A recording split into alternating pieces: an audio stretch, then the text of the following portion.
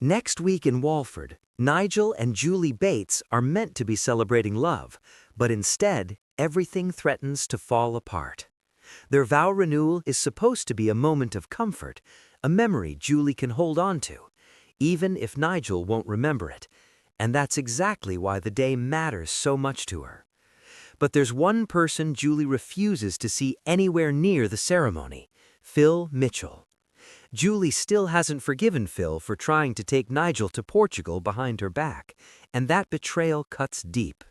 She wants this day to be perfect, peaceful, and free of reminders of what almost happened. Phil being there would ruin it. At least that's how she sees it.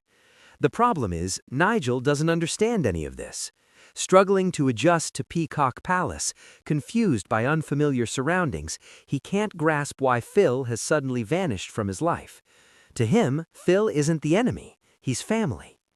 Julie is barely holding it together. Caring for Nigel without a break has left her drained, both physically and emotionally. When Linda offers to sit with Nigel so Julie can step out for some air, it feels like a lifeline. But the relief doesn't last.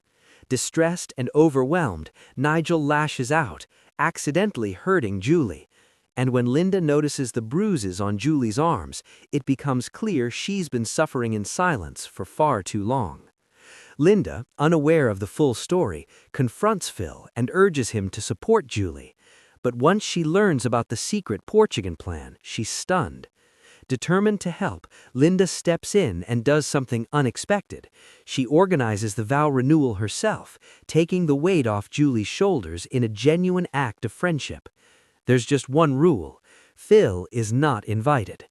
Julie knows how much it would hurt Nigel to exclude him, but she can't bring herself to change her mind.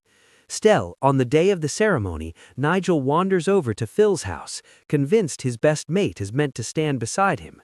Phil, angry and hurt, hides it well, because he's carrying a secret far bigger than any argument. The day before, Phil received a call from a care home.